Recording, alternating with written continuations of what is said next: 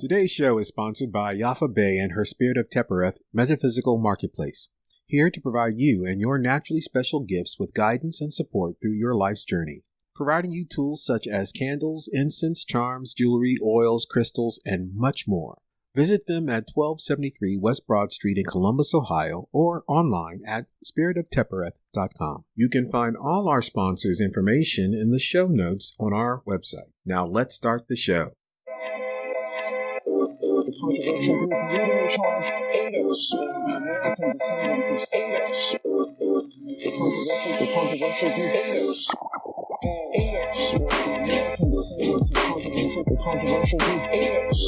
ADOS, the American Descendants of the controversial group ADOS. The controversial group ADOS.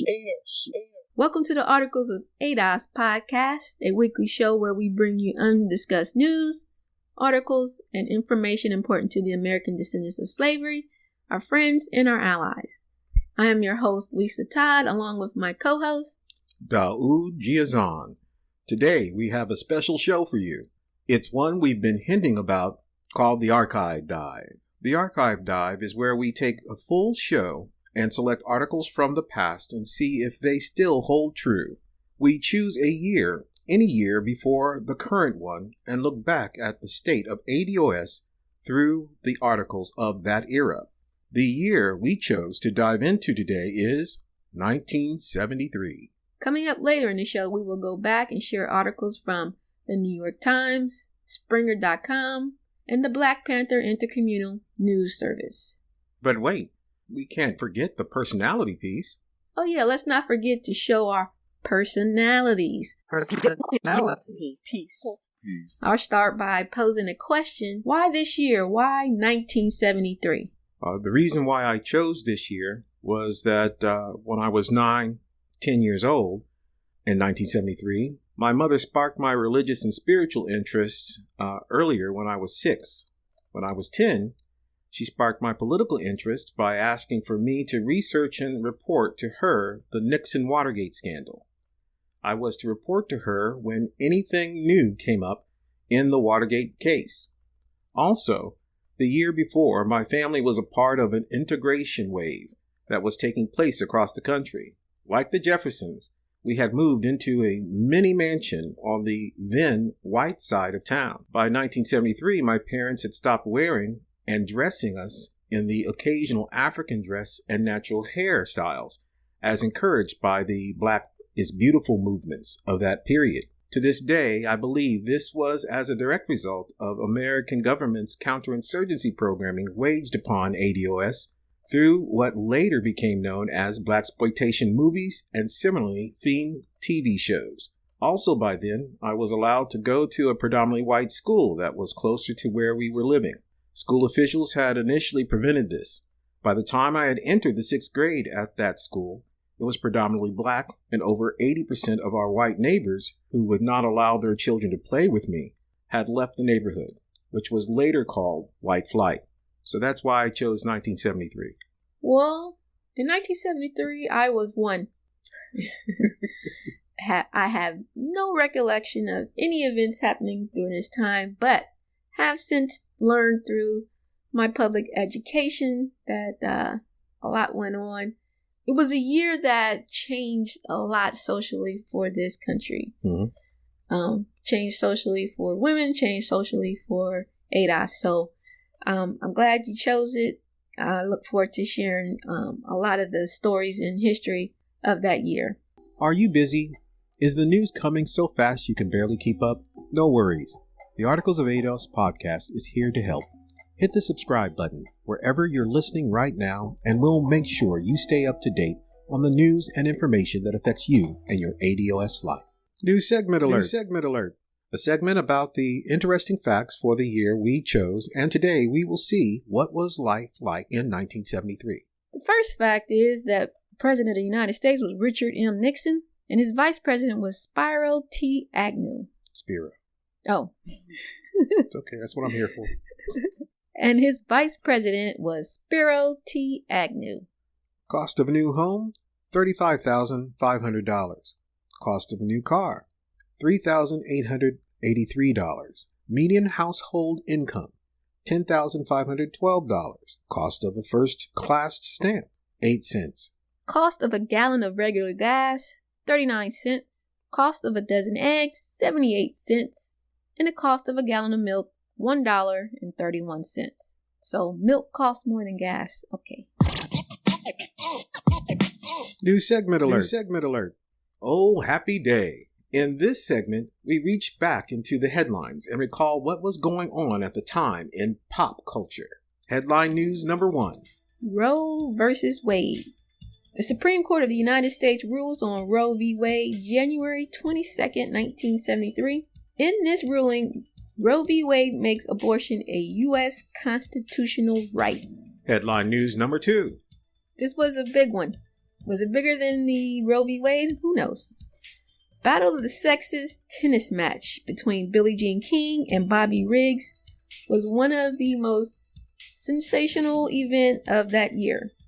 The Battle of the Sexes exhibition tennis match during September of 1973 was a tennis match that was man versus woman.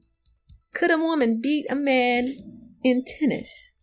Bobby Riggs felt that Billie Jean King was nowhere near capable of beating him. She did go on to win the match. Some have since said that he threw it. The rumor was that he owed the mob some money. I'm sorry. And was told to throw the match. Headline news number 3. Vietnam, Paris Peace Accords. The United States ends its involvement in the Vietnam War after the signing of the Paris Peace Accords during January. The agreement was signed between North Vietnam, South Vietnam, Viet Cong, and the United States. Headline news number 4. Nixon, on national TV, accepts responsibility, but not blame, for Watergate. Accepts resignation of H.R. Haldeman and John D. Ehrlichman. Fires John W. Dean III as counsel on April 30th. Spiro T. Agnew resigns as vice president and then pleads no contest to charges of evasion of income taxes while governor of Maryland. Those were some of the top headline news of that year. Most of them were political because it was a very political time. A lot was going on in our political system. A lot was going on with the war and with our president. And I want to say this to the television audience. I made my mistakes, but in all of my years of public life, I have never profited from public service. I've earned every cent. And in all of my years of public life, I have never obstructed justice. And I think, too, that I can say that in my years of public life, that I welcome this kind of examination because people have got to know whether or not their president is a crook. Well, I'm not a crook. I've earned everything I've got. President? Yes, sir. New segment alert. Top of the charts, top of the box office. Throughout the show, we will stop and see what people were watching and listening to in 1973. First list is the top grossing films of 1973. Number 1, The Exorcist. Number 2, The Sting. Number 3, American Graffiti. Number 4, Papillon. Number 5, The Way We Were. Number 6, Magnum Force. Number 7, Live and Let Die. Number 8, Robin Hood. Number 9, Paper Moon. And number 10, Serpico. What we're going to do right here is go back, way back into time. Are we? Wait, that's too loud. Hold on. Are we? Yes. Yes, we are. We are going to go back and grab 4 articles from 1973. Will the information still be relevant to the ADOS community? Has things changed or stayed the same? Each one of us will present 2 articles and discuss it, elaborate, or ask questions or 2. So let's get ready to archive dive. In our first archive dive, from the publication The New York Times, entitled Meet Donald Trump. Tagline, some Americans are just getting to know Donald Trump. Readers of the Times have known him for 42 years. They first met him on the front page, no less, on October 16, 1973. Then 27 years old, Mr. Trump was the president of the Trump Management Corporation at 600 Avenue Z in Brooklyn, which owned more than 14,000 apartments in Brooklyn, Queens, and Staten Island. Major landlord accused of anti-black bias in city, the headline stated. The Department of Justice had brought suit in federal court in Brooklyn against Mr. Trump and his father, Fred C. Trump, charging them with violating the Fair Housing Act of 1968 in the operation of 39 buildings. The government contended that Trump management had refused to rent or negotiate rentals because of race and color, the Times reported. It also charged that the company had required different rental terms and conditions because of race and that it had misrepresented to blacks that apartments were not available. Writer David W. Dunlap. I remember when he was running for president, this came up. Didn't make as much headline news as the sexual improprieties, but nevertheless it was brought up, and I was shocked because over the years, being in the hip-hop community, being a hip-hop lover, Donald Trump was the goal really to be reached, and I had not known the history. And like the article said, some Americans are just now getting to know him. I really did not get to know who Donald Trump was until he ran for president, because I just thought he was a successful businessman and he supported the hip-hop community, the rappers. All would have him in his songs and all would have him in their music videos. So it was surprising to hear that he had anti-black history. I'm not a New Yorker. People from New York had more knowledge of him, but other than seeing him in rappers' videos and and hearing his name in rapper songs, I didn't know much about him. I was young and not really paying attention to that. When I was 10, I was so engulfed by the Watergate scandal that I didn't pay much attention to anything else. And so while I was reading the New York Times, I don't recall reading the specific headline on Mr. Trump. It was in the 80s when I sincerely believe another part of capitalists' attempts to popularize success in capitalism, especially as Reaganomics was getting kicked off. Donald Trump was really celebrated in the media, no matter his troubled past, for being the ideal capitalist, the ideal successful businessman. And so there was a lot of articles written about him in the 80s, along with him being popularized in rap music and among musicians, because he epitomized that idea of success through capitalism. It was when he was becoming popular and I was coming out of college that I did a little research, and I found these earlier articles from the early 70s about the racism, because I too at first was buying the popularization of Trump, but there's a fantastic journalist, David K. Stanton, who knows a lot about Trump, has followed his career from his beginning, documenting it, his rise, and talking about all the illegalities, all through the racism and mob connections and international illegal business things he's been doing to keep the image of himself afloat, while he's also been protected by this same system. So when I was finding out these earlier things, I realized then by the middle 80s that, he was very complicated. I was surprised that at that time, naive, that he was being so propped up despite all this negative background.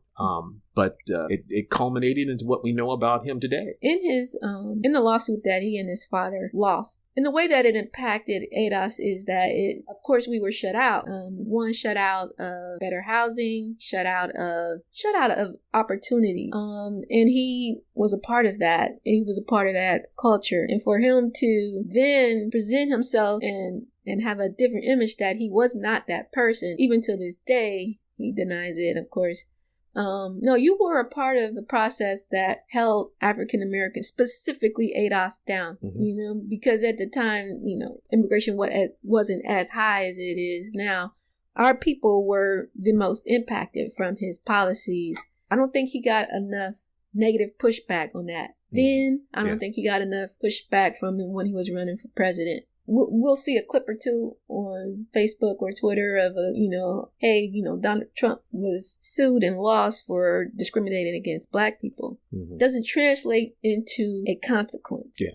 And the same thing holds true for my family. As I said, the reason why I chose this year was this was the year we were being settled into our new home. I would find out years later that what Donald Trump did in New York, it was common across the country, and which has been emphasized by Yvette Carnell's work and her involvement developing and incorporating the book on what's happened to us through real estate, zoning, and other issues pertaining to housing. And what was happening to my family, and I did not know this as a child. I found out years later through complaints or discussions my father or mother would have, but definitely from my father. I didn't know that there was a contract my parents had to agree to in order to get the home, the beautiful home we moved to. We only got there, as it turns out, because one of the white neighbors secretly, I want to emphasize this, secretly, her husband had died, she didn't have any children in the home, and she decided to leave, but she wanted to leave quickly. And the easiest and quickest way was to sell to eager black people. When my parents were sitting in Columbus, Ohio, negotiating the terms of the deal, they were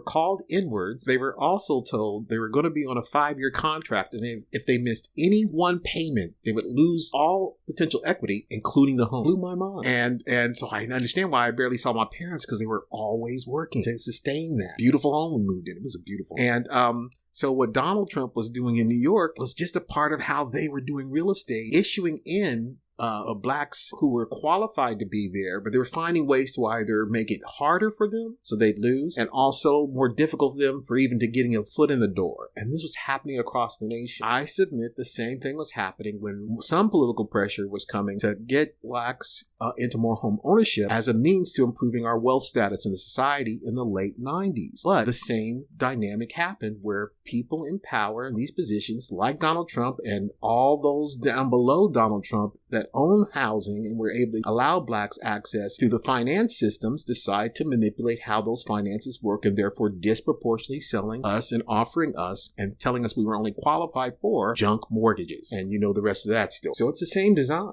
And we keep getting dealt this. Yes, and the reward there, and I know that Yvette has called it, they made us contagion to a lot of these neighborhoods. Nobody wanted to either one, have us move in, two, live next door to us, or have our kids go to the same schools. So we became contagion, is what Donald Trump and his father were participating in, contributing to that, I believe so. The consequence of it was, okay, they got fined, but you held a generation of people back, if not more, from one, gaining wealth, from two, having the ability for them to transfer wealth to their children, safe places to live. It's just a smackdown, a punch down on an ADOS community that at the time was already going through a lot of strife, it was high inflation at the time. It was a lot of unemployment was really high as well. Last hired, first fired. Right. Common then, common now. So it's like a punching. It's like a punching down that he did. That it's an offense to see him at the level that he is today when he participated in not the degradation, but he participated in stifling the ADOS community. And it'll take a long time to discuss, but that's another bowl of apples that it wasn't just Republicans and white people upset with the way things are and that voted him in the office. It was also Democratic leadership that helped him to get there. But we'll talk about that another. Okay. All right. Anything else on Donald Trump? No. In the Archive Dive number 2, I chose an article called The Dream, 1973. Blacks Move Painfully Toward Full Equality.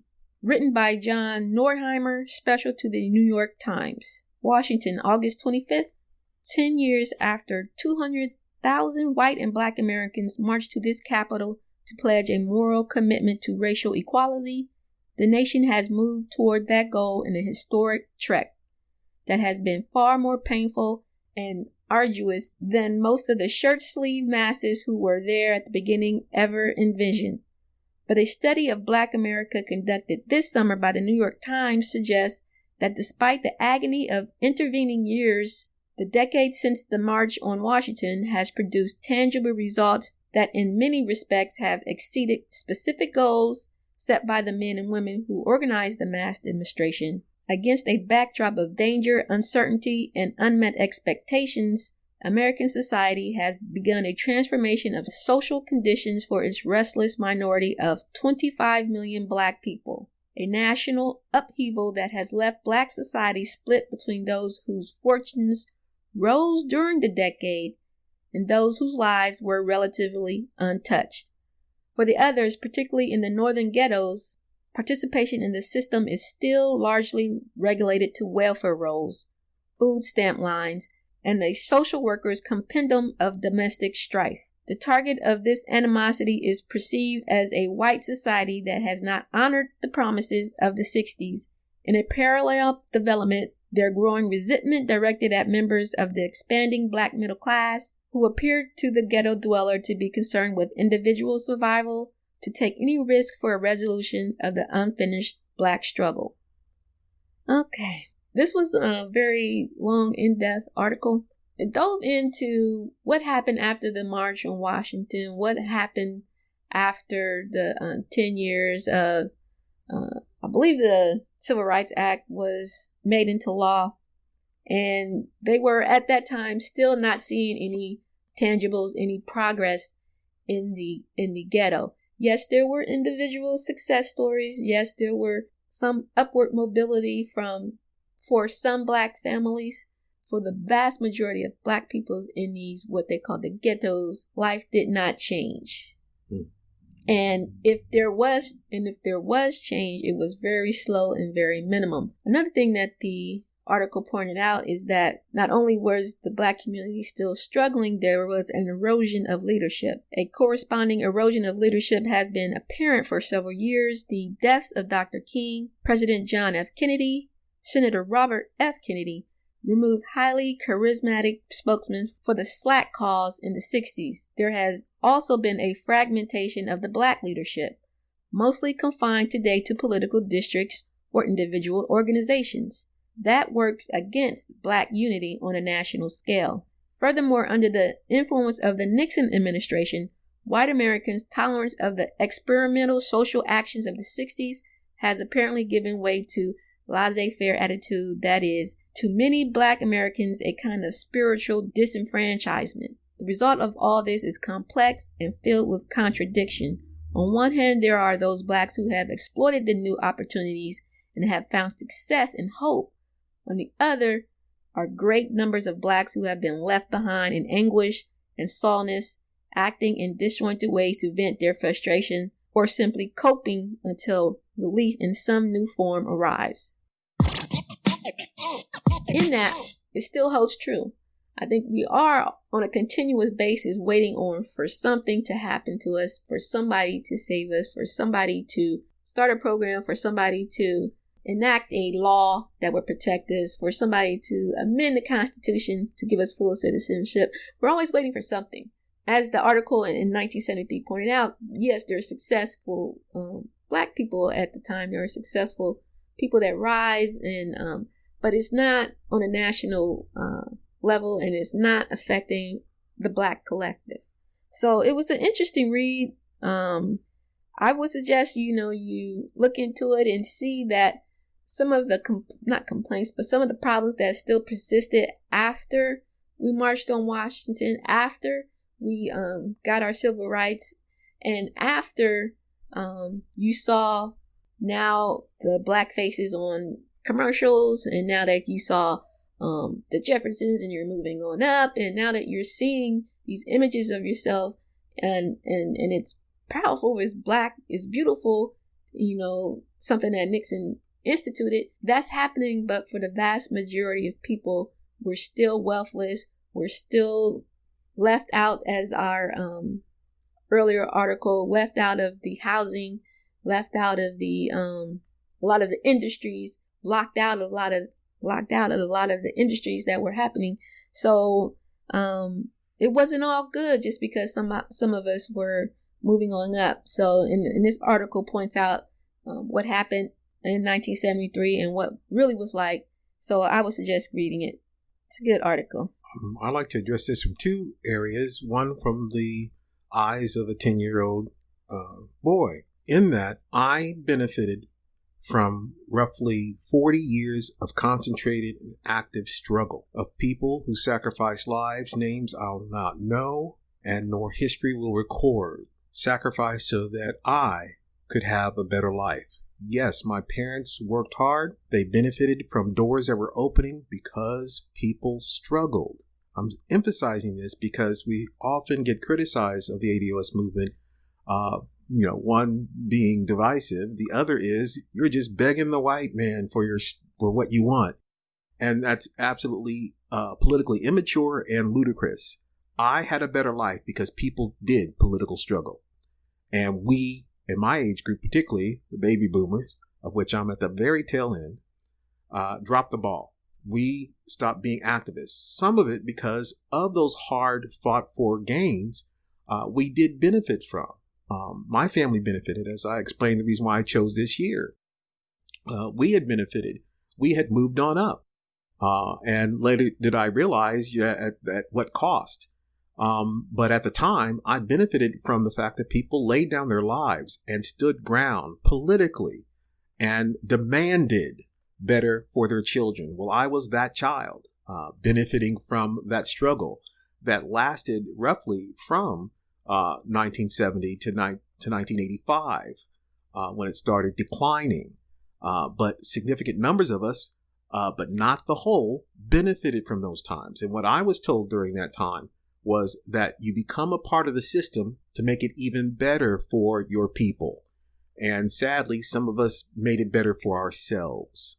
That's something we have to deal with. The other way that I would like to address this is that because of that struggle, riots, whole cities, some on flames, especially after the deaths of Martin Luther King and JFK in 1968, the Kerner Commission.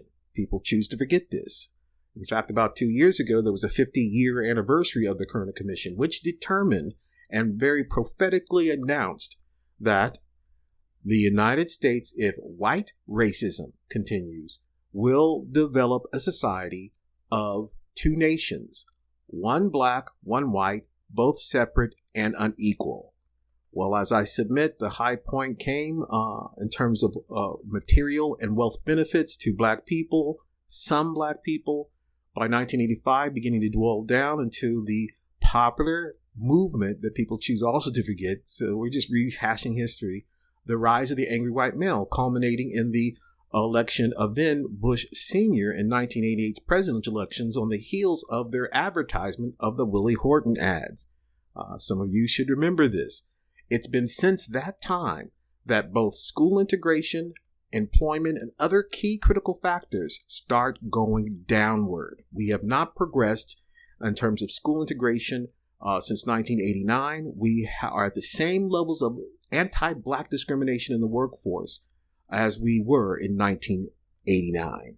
Very important period right after the rise of the angry white male. And I'm submitting for you for consideration that since that time, because we have not been politically active and demanding that these things be taken more seriously, and the laws that were enacted in hard fought for gains that I benefited from as a child were not maintained, and we basically settled into cooperating in our own destruction slowly.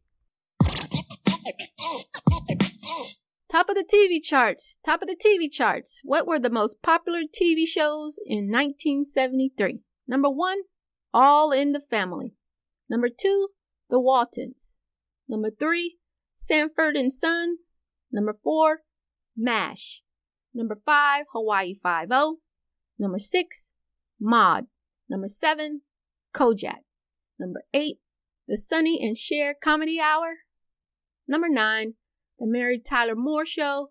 And 10, Cannon. Archive Dive 3. Publication, The Black Panther Intercommunal News Service, entitled, The Power of the People Can Impeach Nixon. The Black Panther Intercommunal News Service, volume number 26, November 10th, 1973. Contents include articles proposing the impeachment of Richard Nixon, racism, police brutality, housing issues, prison reform, international news, and a conversation with Eric H. Erickson and Huey Newton. Rear Wrapper features full-page artwork by Asila Dixon, one of the few female graphic artists working for the Panther newspaper. Writer, Congressional Ronald V. Dellums. I chose it because the many things that publication dealt with should sound eerily familiar. We are dealing with a highly noticeable rise of police brutality. We are focusing on the needs and interests of prison reform. We are dealing with housing issues. So I found, when I ran across this article, rather prescient, given that it was written in 1973 at a high point. That's because of what my co-host mentioned, is that most of us were still in the midst of struggle. Yeah. First, this is something new to me. I've never heard any articles from the Black Panther movement. That's my own lack of knowledge on that. Before we started recording, I was telling you how difficult it is, but a lot of Black newspaper, Black magazines, Black media was not archived very well. Mostly there were pictures. Mostly they were images of the front of a magazine or front of a newspaper, but the history that is in these publications are not online. So it's interesting that you found this, and it's an excerpt of what's in this newspaper, right? Exactly. Mm-hmm. So not the actual newspaper. Yes. So as an ADOS reader, an ADOS listener to Black media, I implore you, if you have these publications, please archive them word for word, verbatim, if you have them, or give them to somebody that can do this. Ebony, you can look at the article, but you can't necessarily read it. I don't know how to explain it. What's the difference in having a picture of the article and then actually having the actual article? I'm not sure the difference in that. Well, some of the publications I ran across were very difficult to read because they were just images of the article itself, and that made it very difficult to read because it was often the images of already antiquated paper. Right. And so the words were a little fuzzy or difficult to understand or comprehend because of that. I know you mentioned you can microfiche it and go back, but we're used to just typing in a keyword and getting what we need. In a microfiche, you'd have to actually know what you're looking for, what date, and how to do that. Maybe that's something that is worth diving into if you're a historian. But looking at the information that was presented in this Black Panther article, it's worth reading. And I don't know if we could do that. I don't know if it's available. Were you able to find any other Black Panther articles? No, I was just so happy to find this one. I just moved on to another article. Yeah, and so I think ADOS knows that, okay, we're dealing with a lot of the same issues that they were dealing with, the Black Panthers were dealing with in 1973. We would love it if we could go back and read what they were doing, read specifically what their thoughts were on these instead of pictures of what they were writing. Like, we'll have a picture of them writing or a picture of somebody at an event, but not necessarily getting that historic content and being able to dive into it. Now, if you know that a place that we can, please hit us up and leave us a message or send us an email like, hey, I know where you can find plenty of information on Black Panthers. Now, is this information there in this shadow band or, not at the top of Google search, not at the top of, Microsoft search? Possibly. Mm-hmm. It's possible. I'm not going through 100 pages of information. I'm going through the top maybe 3, 4, 5 pages. So is it buried on page 1000 in the Google search? Possibly. Possibly they could be shadow abandoned. So we just noticed in researching that a lot of Black publications, Black media was just not archived. But I had no idea that this newspaper existed. So that's my public education and not being educated on the fact that they had a newspaper. All I would notice is that they were anti-police, right? That's what the narrative is: anti-American, anti-police, communist. That was a narrative that was popularized. Yes. So as this article suggests, they were fighting for the exact same things that we were fighting for today. Mm-hmm. Which is further indication how things really haven't changed. Exactly. More things change, more things stay the same. Archive Dive number 4. And yes, the title of this article is Birth Control and the Black American, a Matter of Genocide, published by Springer on behalf of the Population Association of America, written by Robert G. Weisberg, who also wrote a book, Genocide, Birth Control, and the Black American. During the 1960s and continuing into the 1970s, the charge that birth control and abortion are integral elements of white genocide conspiracy directed against Afro-Americans has been heard with increasing frequency and stridency in Black communities. The genocide theory finds greatest acceptance among spokesmen for Black nationalist and Black revolutionary groups.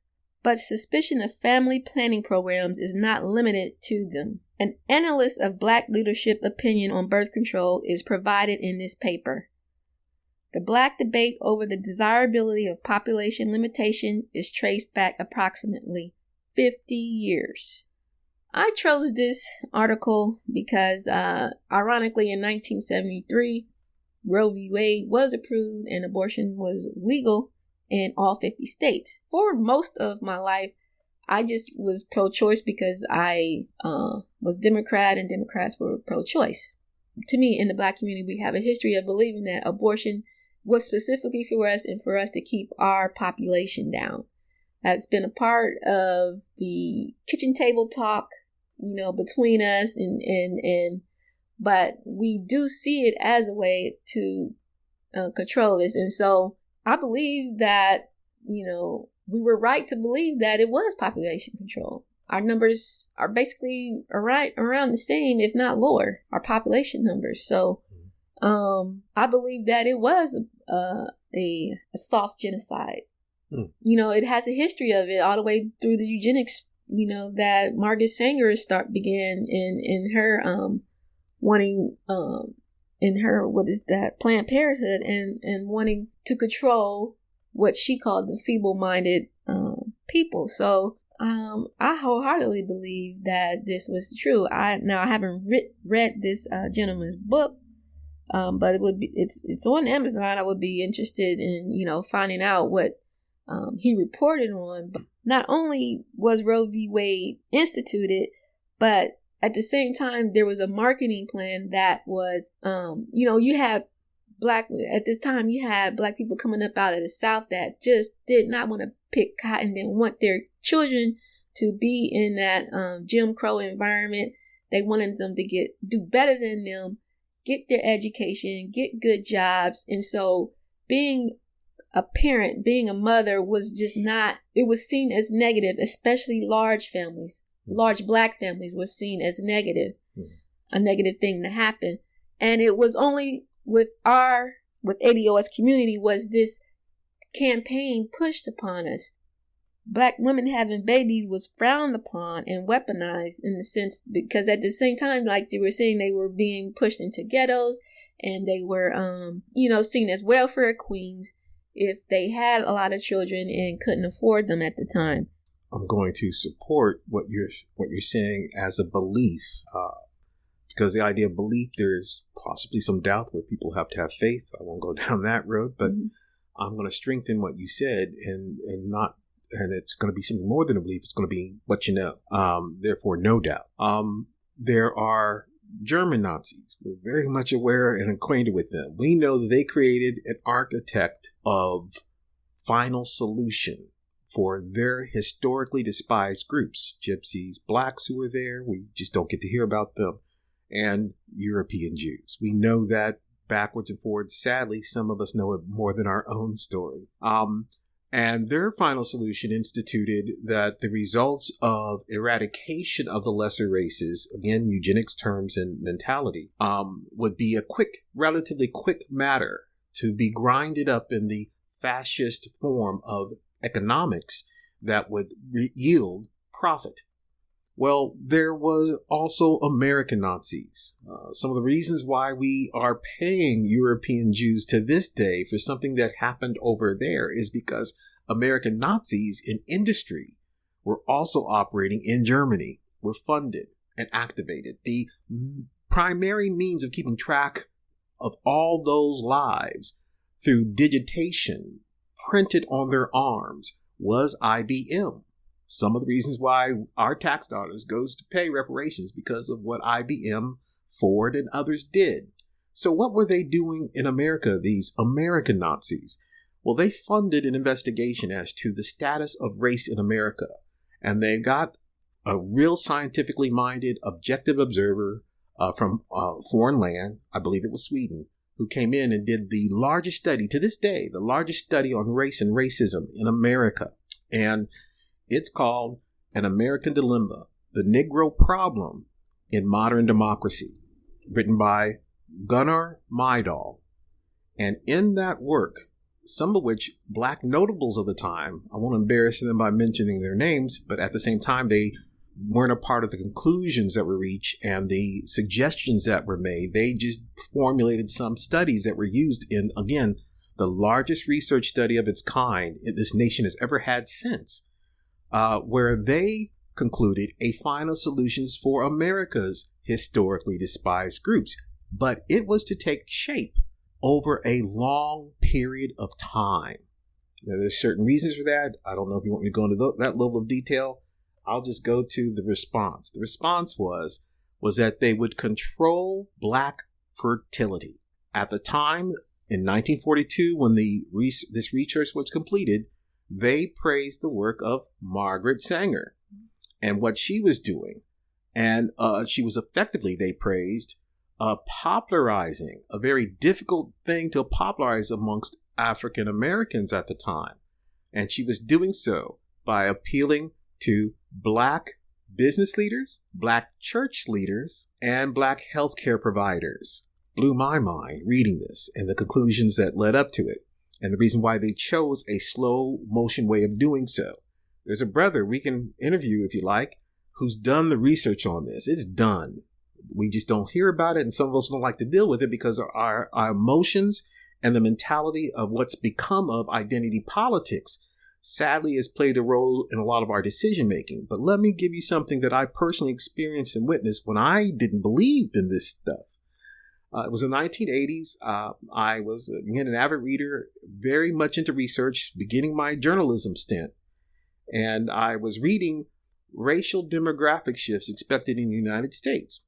Well, one of the shifts that were expected to take place in 2012, keep a pin in that, was that Hispanics as a group would outnumber us by 2012. Okay. But by 1998, we started getting reports that Hispanic populations were going to outnumber us by the year 2000. So I then remembered those earlier things I read about demographic shifts and how Hispanics were going to overtake us by 2012, 2010, 2012. And here it was, 1998, and they knew conclusively that it was going to take place by 2000, and in fact did happen.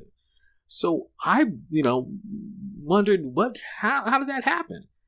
How could they be so wrong? A 10 to 12 year period. Well, it's because our numbers hadn't so quickly dwindled in that time frame. And again, the brother I know, he can give you the specific numbers. We are missing millions of Black lives who could be alive today had it not been for Roe v. Wade. Yeah. And that's no accident, based on the report that was done in 1942. Please look for it. It's very thick, very hard to get, very expensive for that very reason. I'm done. I think we didn't realize that until it was too late. We thought we gained a right with Roe v. Wade, and essentially did, but you gained a right to decrease your population. You gained a right to destroy lives. For whatever reason, everybody's story is different. That's why I was pro-choice. I'm not into forcing anybody to do anything they want, but realize that as a collective, it hurt the Black community. How can you be pro-Black and pro-choice? You want Black, healthy babies living, growing in great, productive Black families. So it was interesting. The perspective that, let me put it this way. I wasn't for it or against it. I was for who, a woman or a family choosing however they wanted to do their family planning. But as a collective, it does hurt the Black community not having those missing Black children. In all honor to our people, especially the pre-baby boomer generation, they were very much aware of what was happening and how it was going to be used because it was so easily offered, among other things that weren't so easily offered. So they inherently knew this, and there was a lot of discussion of that during that time. But the powers decided to control what integrated generations would get since the 70s. It started in the 50s, but definitely by the 70s, they were sort of letting us be unconnected with the thought processes of our people. And those Black publications who are around the 70s and 80s beginning to rely on outside dollars to keep themselves afloat and to grow bigger were, I guess, challenged in a way of providing that news.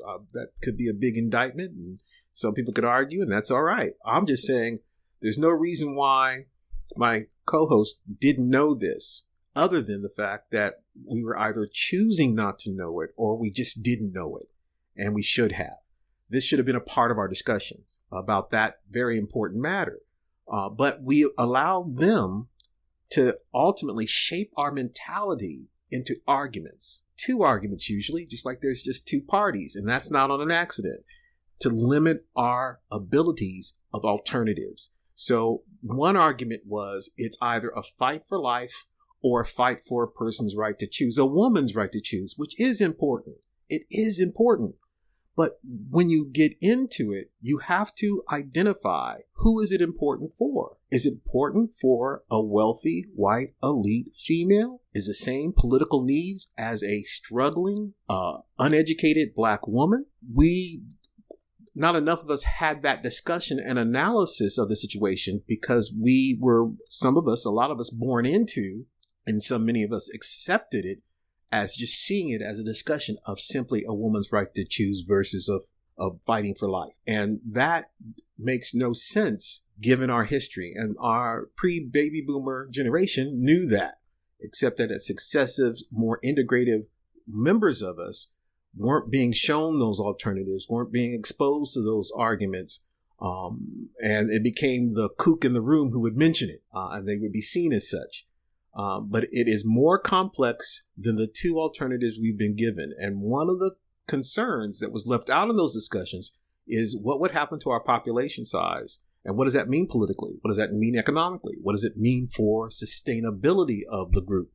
And as I said, the people, the Nazis in this society decided on a slow kill final solution where controlling fertility of historically despised groups, and we're ADOS is one of those groups, was destined to fulfill. That was their goal. And they have been slowly but surely achieving it. So what do you think our population goes, now that we know that, okay, this is a campaign against us, what do you think our focus should be on of our population? Is it, hey, have more babies? On the other side of it is, okay, if you're having babies, the mothers are dying in the hospitals now.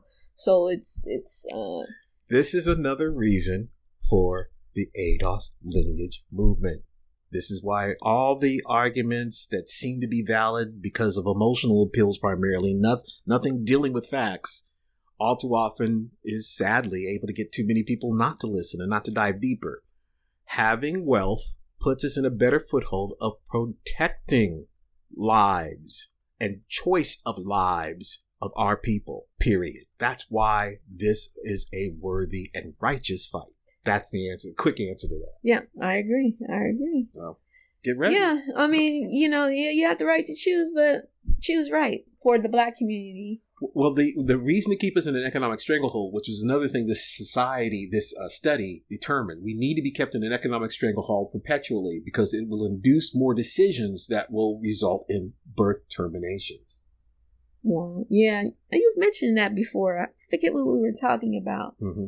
Yeah, we mentioned it before. So we're planting seeds as we go along because I'm connecting everything. I told you earlier on that one of the problems of a person like me is that I'll become a broken record. I mean, after a year, I don't know. is there going to be a new way to say that we're just fulfilling this study's plan? I mean, because this study it foretold the struggles we're now having.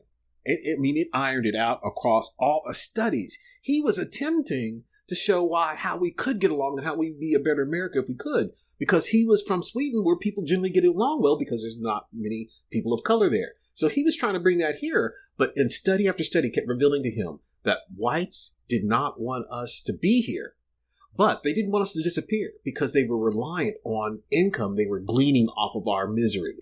And so to not cheat further, this is the detail I could have given, to not cheat for future generations of whites their ability to use us to climb economically, we would have to be getting rid of slowly. The other reason was if they did it as fast as they were doing it in Germany, they said that it was more successful there to do it in a fast way because they would be bewildered by the fact that they were being taken to their deaths because they were integrated very well into German society and other societies across Europe, even though they had faced a lot of ridicule and segregation in a lot of ways. But overall, they saw themselves as German.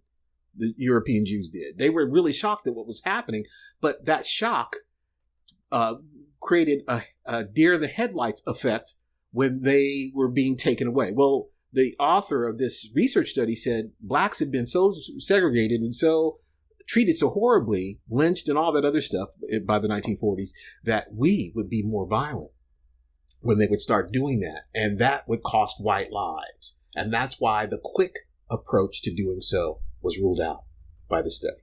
All right. Well, that brings us to the end of the Archive Dives. All of the articles and the links to them will be in the show notes on our website. And the last segment of the day, top of the music charts. What was the top R&B of 1973? Number 1, Stevie Wonder, Higher Ground. Number 2, Stevie Wonder, Living for the City. Number 3, Eddie Kendricks, Girl, You Need a Change of Mind. Number 4, Bobby Womack, Across 110th Street. Number 5, Gladys Knight and the Pips, Midnight Train to Georgia. Number 6, Ann Peebles, I Can't Stand the Rain. Number 7, Willie Hutch, Brothers Gonna Work It Out. Number 8, Kool and the Gang, Jungle Boogie. Number 9, Ohio Players, Ecstasy. And number 10, Eddie Kendricks, Keep On Truckin'. Man, it brings back memories.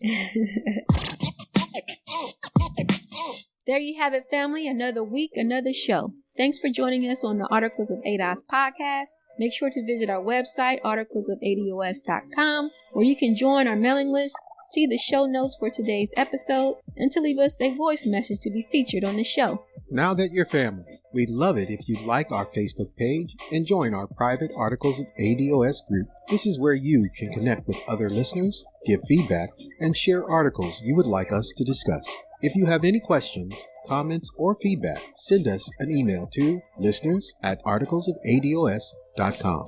Be sure to tune in next Thursday for a new episode of Undiscussed News you may have missed. And join us live for great content and conversation Sundays at 8 p.m. on YouTube, Twitch, Periscope, and in our Facebook group, where we recap and discuss this week's episode. Until next time, family, stay safe, stay strong. Peace.